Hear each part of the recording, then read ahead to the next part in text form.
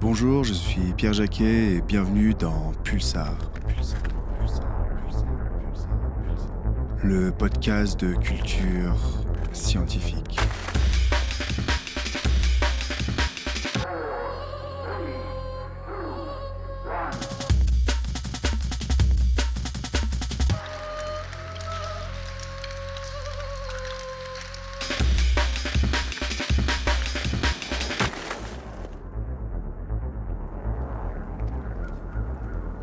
Comme moi, vous avez peut-être en tête un endroit, réel ou fictif, qui vous apaise.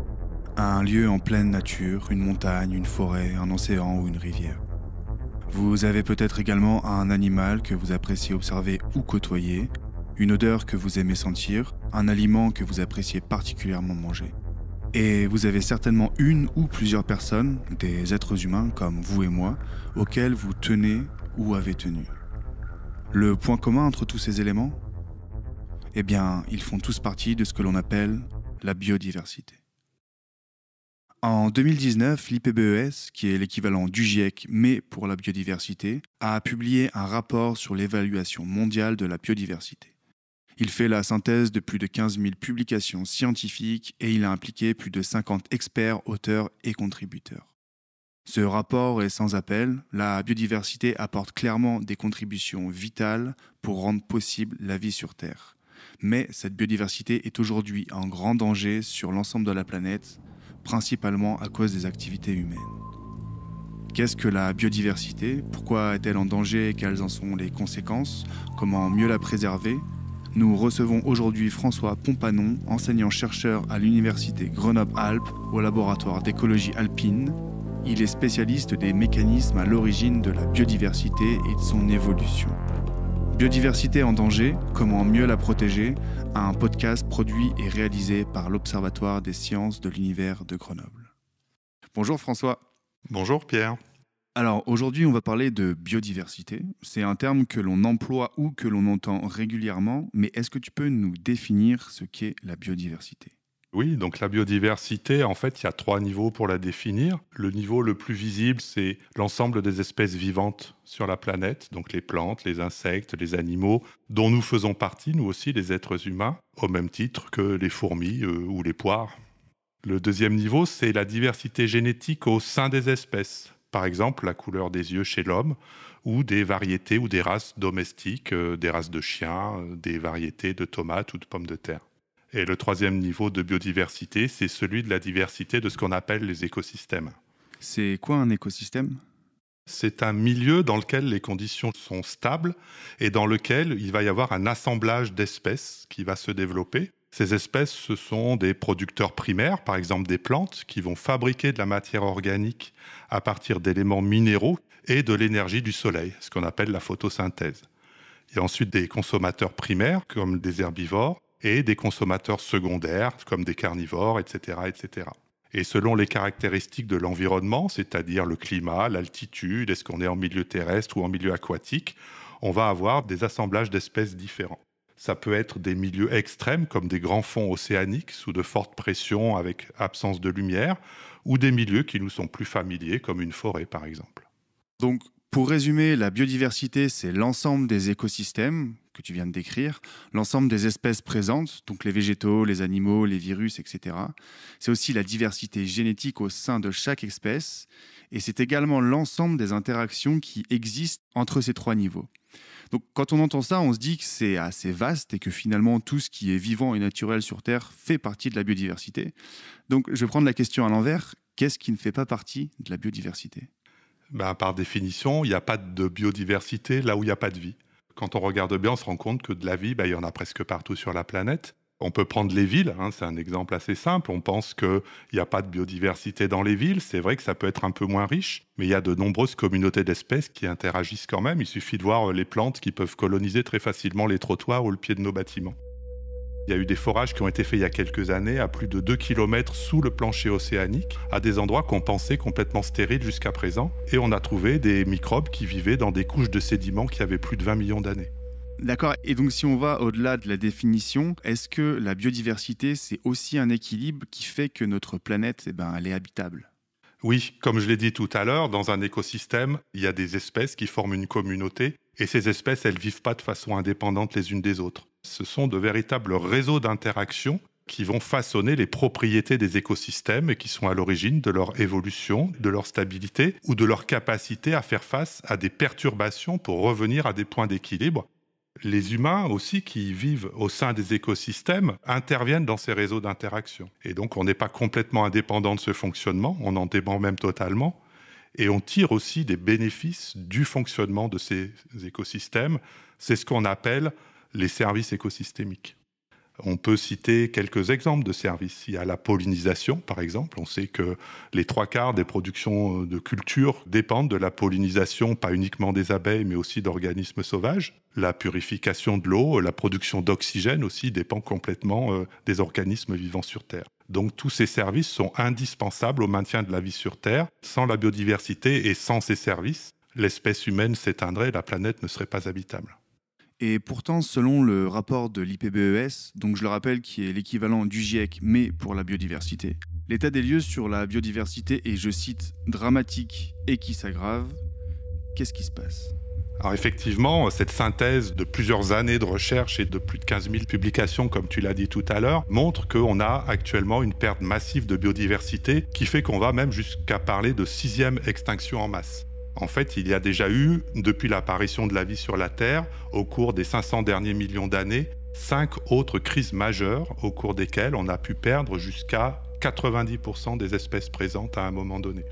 Ces causes de ces extinctions, elles étaient diverses. Elles pouvaient être liées à des changements climatiques, à des éruptions volcaniques massives, à l'impact d'astéroïdes qui venaient percuter la Terre. Donc là, tu parles d'une perte de 90% des espèces. Dans ce même rapport de l'IPBES, j'ai vu qu'on estimait au moment de sa rédaction que seulement 2% des espèces avaient disparu. Du coup, en quoi est-ce qu'on peut considérer que c'est une extinction massive si on la compare aux extinctions passées ? Oui, en fait, c'est sans commune mesure, car nous ne sommes qu'au début du processus. En fait, c'est une question de vitesse de disparition. Lors de la dernière crise, il y a 66 millions d'années, on a vu la disparition de presque tous les dinosaures.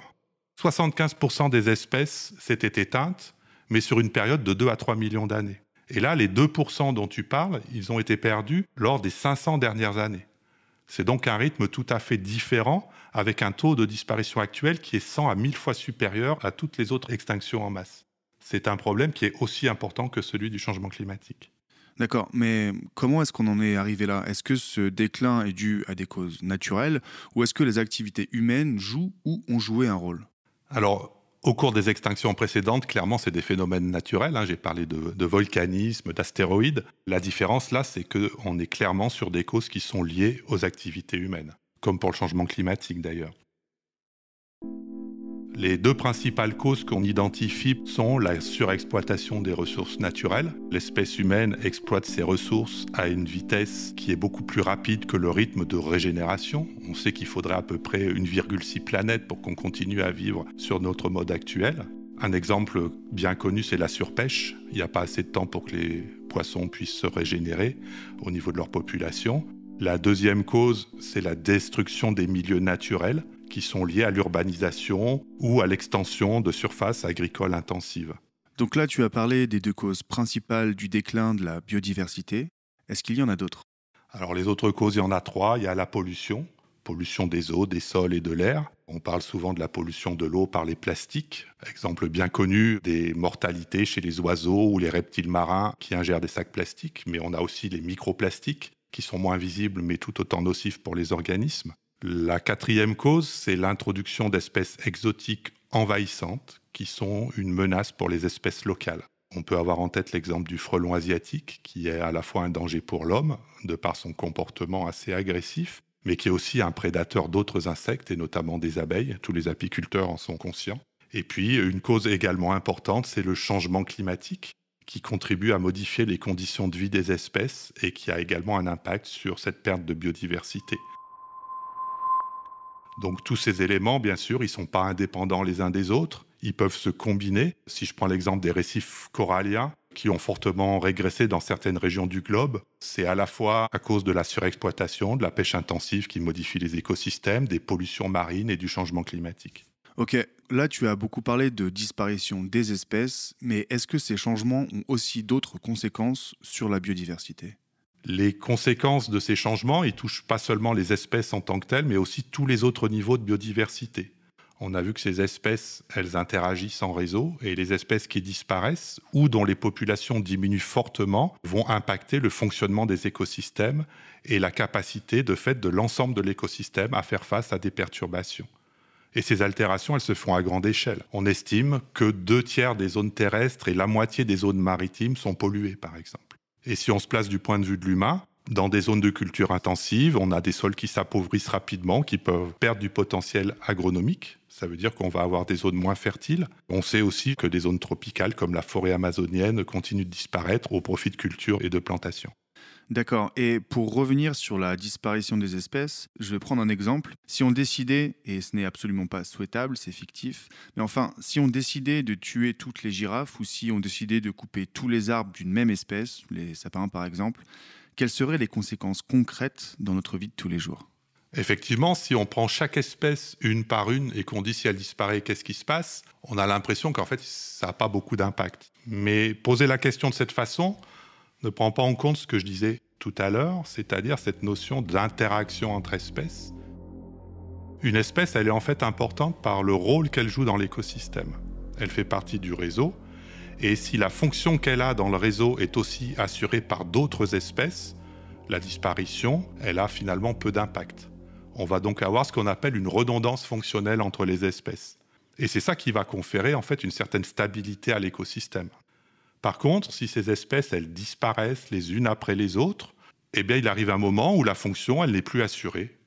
Et à ce moment-là, tout va s'effondrer. On atteint ce qu'on appelle un point de bascule. Si on prend l'image de la toile d'araignée pour figurer le réseau d'interaction entre les espèces, on voit que si on coupe un ou deux fils, la toile d'araignée, elle ne perd pas ses propriétés globales, elle va garder sa fonction. Par contre, au bout d'un moment, il va y avoir une tension tellement forte sur les fils qui restent, si on continue de couper les fils, qu'elle va finir par se déchirer brutalement. François, tu parlais à l'instant de redondance fonctionnelle. Si on prend l'exemple de la pollinisation, est-ce qu'il y a, dans ce cas-là, une redondance fonctionnelle? Oui, alors l'exemple de la pollinisation, c'est effectivement un très bon exemple, donc on va s'y attarder un petit peu. Bon exemple parce que 75% des cultures alimentaires dépendent de cette pollinisation animale. Les abeilles, elles jouent un rôle essentiel, mais là aussi, on a de la redondance fonctionnelle. Si on regarde simplement en France métropolitaine, on a près d'1 millier d'espèces d'abeilles et de bourdons sauvages qui assurent aussi une fonction de pollinisation. La redondance, elle est intéressante en termes d'espèces parce que toutes les espèces n'ont pas la même efficacité en fonction des plantes qui sont pollinisées. Si on prend l'exemple des vergers d'arbres fruitiers, qui sont donc exploités par l'humain, les osmies, qui est un groupe d'abeilles sauvages, sont 100 fois plus efficaces que des abeilles domestiques. Donc ça, c'est un premier intérêt de la diversité. Le deuxième, c'est, par exemple, imaginons qu'il n'y ait plus que des abeilles domestiques, maîtrisées par l'homme pour tout polliniser. Si une maladie spécifique de cette espèce-là apparaît et décime les abeilles domestiques, il n'y a pas d'autres espèces pour prendre le relais. En parlant de maladies, est-ce que la biodiversité pourrait permettre à une espèce de mieux résister à une épidémie? Donc je vais en prendre une vraiment au hasard, celle du Covid-19 par exemple. Oui, tout à fait. Et là, on va revenir à un niveau de biodiversité dont j'ai parlé tout à l'heure, qui est le niveau de la diversité génétique au sein de l'espèce. C'est-à-dire? On a bien vu, par exemple, nos capacités dans l'espèce humaine de réagir face au Covid. Elles sont très différentes d'une personne à l'autre. Il peut y avoir des effets d'âge, par exemple, mais pas simplement. Nous avons aussi une diversité génétique qui nous confère des capacités de résistance différentes selon les personnes. Cette diversité génétique, de façon plus globale, elle constitue ce qu'on appelle le potentiel d'évolution d'une espèce. C'est-à-dire la capacité d'une espèce à faire face à des changements à venir qui ne sont pas prévisibles, comme le pathogène dont on vient de parler. Et donc, quand on parle de diversité génétique, j'ai une question qui peut paraître un peu bête sur l'évolution. Est-ce que les espèces évoluent et s'adaptent à leur environnement, ou ce sont les individus de chaque espèce qui ont la chance d'être les plus adaptés à leur environnement ou à un changement d'environnement qui survivent et donc, finalement, se reproduisent plus? Alors, si les espèces évoluent, c'est parce qu'elles sont composées d'individus génétiquement différents. C'est la diversité des gènes qui est à l'origine de l'évolution des espèces.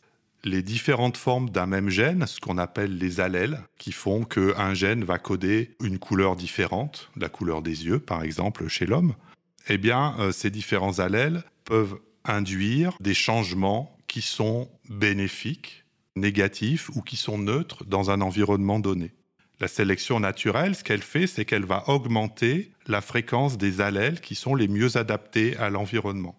Donc, en gros, les individus qui, à un moment donné, dans un lieu donné, ont les bons variants, ils vont mieux survivre, ils vont plus se reproduire, et donc ces variants géniques vont être plus transmis à la descendance, et donc augmenter en fréquence dans la population. Et c'est pour ça que c'est important que cette diversité génétique, elle soit maintenue dans les populations. C'est simplement parce que dans le futur, dans un cas de changement environnemental, une mutation ou une forme de gène qui est neutre peut devenir bénéfique et peut donc permettre à l'espèce de survivre à ce changement environnemental.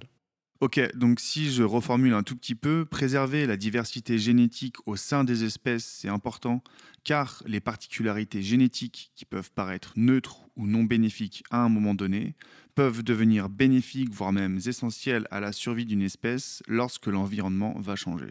C'est exactement ça. Mais alors, en quoi les activités humaines perturbent-elles la diversité génétique des espèces ? Alors, on a déjà parlé des causes de disparition de la biodiversité. Là, on peut en rementionner deux. La destruction des habitats. L'habitat diminuant, les tailles de population vont diminuer et il y aura moins d'individus et de facto moins de diversité. Et même certaines formes de gènes, certains allèles, qui sont en fréquence très faible, vont être perdus simplement par hasard. Et puis, il y a aussi la pollution qui peut sélectionner des individus résistants à des polluants, mais qui, du coup, sur d'autres caractères, vont perdre de la diversité génétique. Et si on prend le cas des espèces domestiques ?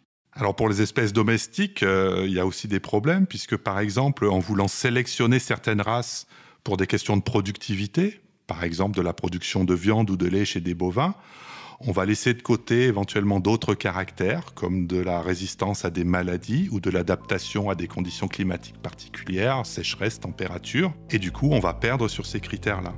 Ça veut dire, en conséquence, pour l'espèce humaine, que ces espèces domestiques, elles sont éventuellement plus facilement malades, donc on va les traiter avec des antibiotiques au cours de leur croissance, des antibiotiques qu'on va retrouver dans notre alimentation, et donc qui posent aussi des enjeux en termes de santé publique.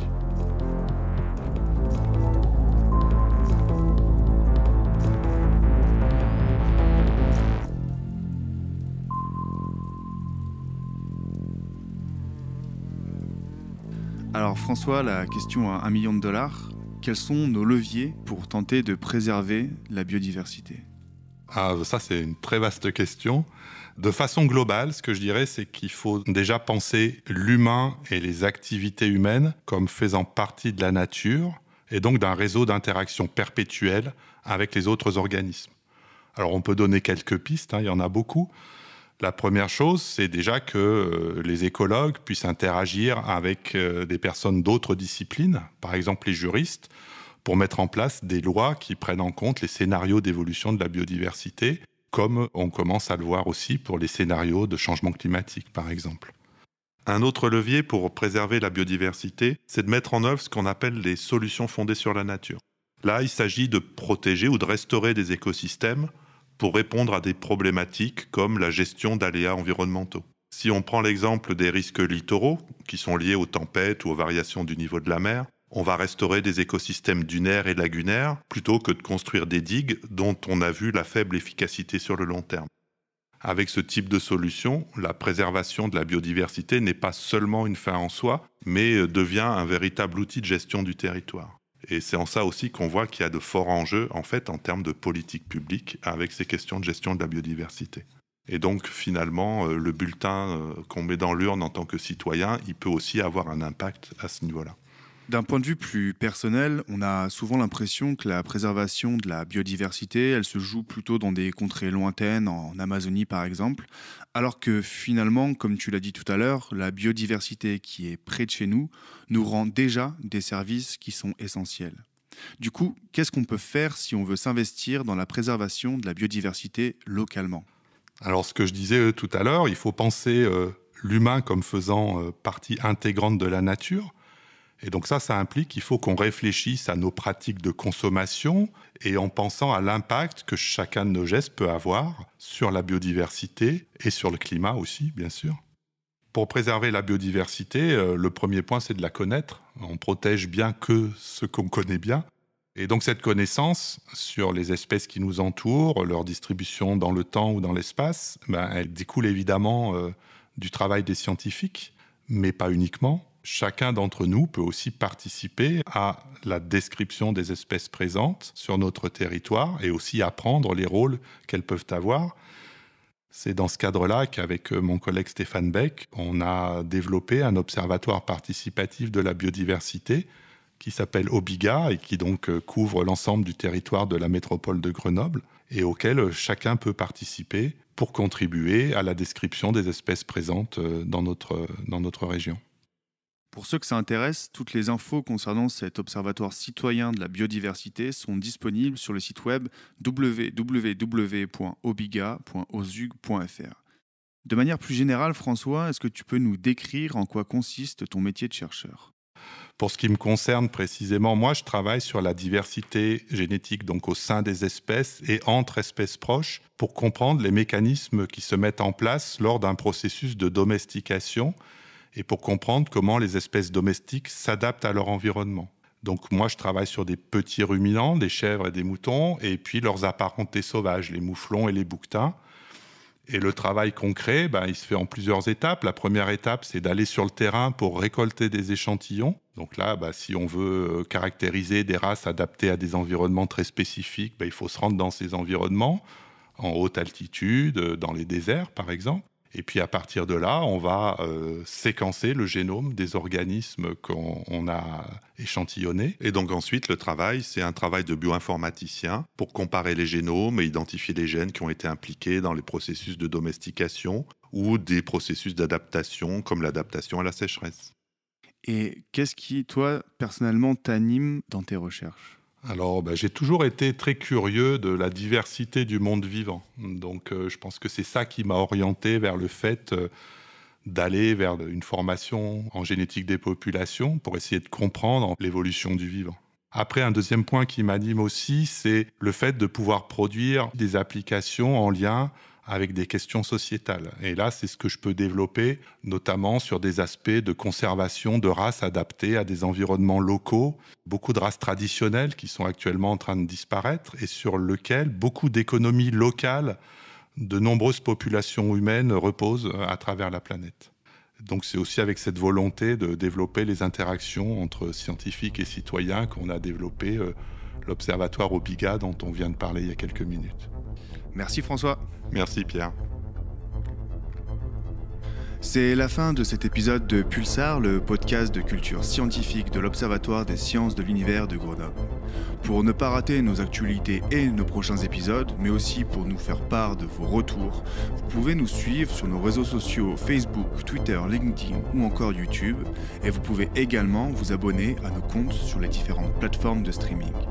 En attendant, toute l'équipe vous donne rendez-vous prochainement pour un nouvel épisode.